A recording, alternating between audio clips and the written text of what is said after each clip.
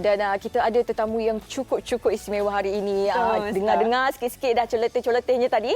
Okey, di studio hari ini kami bawakan kepada anda Profesor Madya Dr. Muhammad Rosli Saludin, iaitu atau dikenali sebagai Raja Terumba, Fellow Penyelidikan dan Institut Alam dan Tamadun Melayu, Universiti Kebangsaan Malaysia, dan juga di sebelah beliau adalah tak lain tak bukan Mak Dan. Kalau kita sebut Mak Dan, satu Malaysia dah tahu siapa. Seorang YouTuber dan anaknya comel. Siapa nama dia? Zain. Zain, what's your name? Hai Zain. Hai. Baik, apa khabar Datuk? Ya, baik, sihat. Datuk, terima kasih luangkan masa. Terima kasih Mak Dan luangkan masa.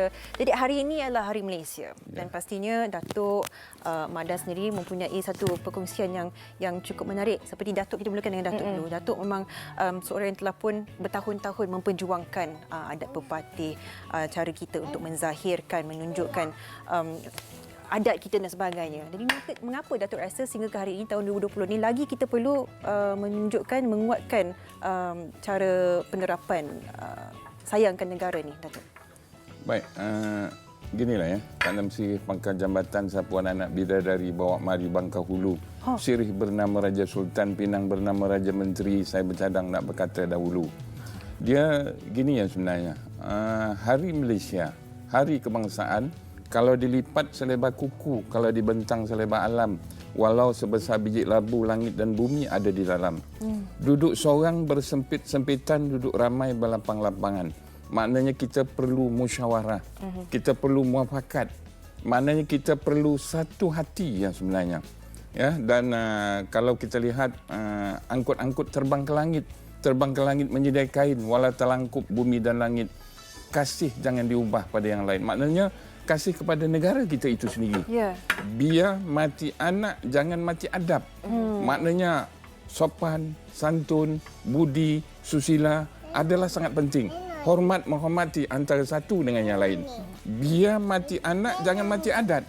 Maknanya peraturan, undang-undang. Kita menghormati undang-undang. Ya, pilih-pilih tempat menjadi, pertama teluk, kedua pantai. Pilih-pilih rakyat terpuji. Pertama elok, kedua pandai. Maknanya nilai-nilai baik itu adalah sangat baik untuk kita amalkan. Ini sejajar dengan rukun negara yang kelima. Kesopanan dan kesusilaan yang dilancarkan 31 Ogos 1970. Jadi maknanya kunci kemakmuran, kunci kehebatan Malaysia adalah perpaduan itu sendiri. Tidak ada galang gantinya. Itu yang saya nak ceritakan. Itu dia. Begitu dalam sekali mukadimahnya. Memang pastinya sampai ke sinilah. Sebenarnya kita betul, dan saya sangat tertarik mengenai biar mati anak, jangan mati adab. Selalu kita dengar jangan biar mati adat. Yang ni biar mati adab. Jangan mati adab. Biar mati anak, jangan mati adab. Macam tu. Itu dia. Mana yang itu selari dengan rukun negara prinsip yang kelima. Itu kita ingat sehingga ke hari ini, Datuk. Betul tu. Dan Mak Dan sendiri kan, kita tahu Mak Dan dah orang kata daripada merantau sampai ke Malaysia, berkahwin, punya anak dan sebagainya. Sebenarnya apa yang membuatkan Mak Dan begitu tertarik dengan Malaysia ni? Okey, saya duduk sini sejak 2009. Dan sebelum saya sampai ke Malaysia, banyak negara yang saya dah merantau, dah backpack. Ya Allah, dialeknya memang kan macam kalau orang tak tengok tahu dia orang kalau tutup muka dia memang tak boleh bezakan, Mak Dan. Tapi ni dah kurang sikit ni. Ni dah kurang sikit lah ni. Kalau dah dulu belajar lagi cakap pekat lah. kan. Tapi mana dia, saya banyak negara jiran yang saya pergi, Thailand, Laos, Vietnam, Kamboja semua. Tapi bila kali pertama datang ke Malaysia, dirasa macam ada something yang beza daripada negara-negara lain. Mungkin itu budaya kita ataupun sebenarnya itu adalah orang Malaysia kita. Contoh, hari pertama yang saya sampai dekat Terengganu, saya duduk dekat satu kedai kopi untuk cari tempat yang saya nak stay lah, hotel ke apa kan. Bila pergi bayar untuk air tu, meja sebelah dah belanja dah air tu. Hari pertama saya sampai kat Malaysia, maknanya terkejut lah kan. Saya dah 18 tahun duduk dekat UK, tak ada orang pernah belanja air kita kan. Tengok betapa rakyat kita, rakyat Malaysia begitu. Isteri ke yang belikan air tu? Bukan. Itu cerita lain. Tu. Baik. Dan pastinya mengambil masa 3 ke 4 tahun juga untuk menguasai dialek bahasa Melayu dan sebagainya.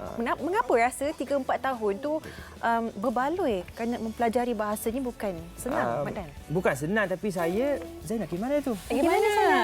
Ganti ke? Dengan adik-adik cantik. Kalah. Ini saya risau penaya nak Okey, bawa dia. kita ni. akan ambilkan Zain untuk ayahnya. Okey, nanti kita ambil balik dia. Okey, jangan risau. Dia dah pergi merantau dah.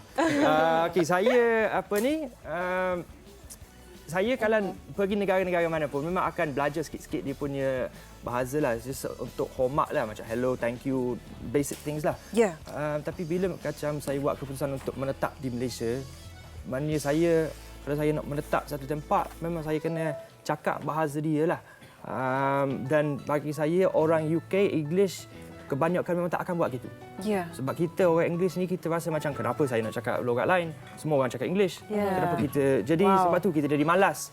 So saya macam rasa macam nak buang sifat macam tu dan nak try belajar. Okay, say he's back. He's back.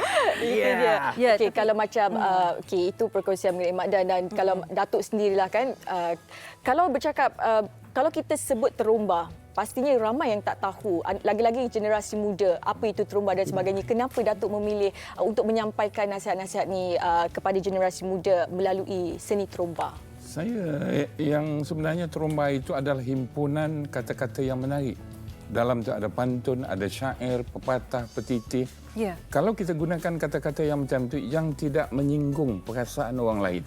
Misalnya kalau orang tu asyik mengenakan kita ke pulau ya, ke Tanjung jangan, bergurau ya, menyinggung jangan. Jadi maknanya kita memberi nasihat menggunakan bahasa-bahasa yang paling halus. Jangan ikutkan hati nanti mati, jangan ikutkan rasa nanti binasa, jangan ikutkan nafsu nanti lesu, jangan ikutkan marah nanti parah, jangan ikutkan risau nanti tidur tak lelap, jangan ikutkan malas nanti hutang tak lansai. Minum kopi dengan susu kurang manis ditaruh gula. Jangan diikut hawa nafsu. Kau tak mati seperti gila. Ya. Air bah sampai tak hanyut. Ini kan pula kemarau panjang. Jangan hidup seperti melukut.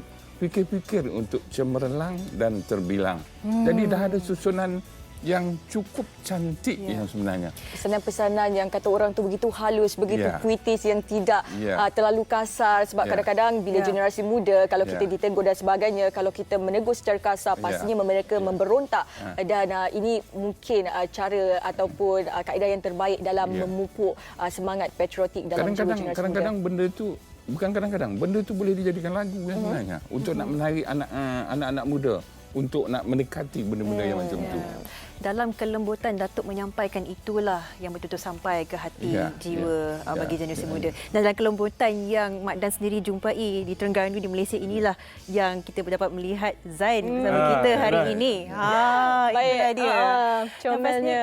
Kita akan melihat sebentar saja lagi bagaimana keadaan rakan-rakan setugas kita. Kerana katanya mereka dah sampai di Jabatan Kesihatan dan kita nak bersama dengan Fetri Yahya sebentar lagi untuk berkongsi mengenai suasana di sana di Jabatan Kesihatan. Tapi itu sebentar lagi.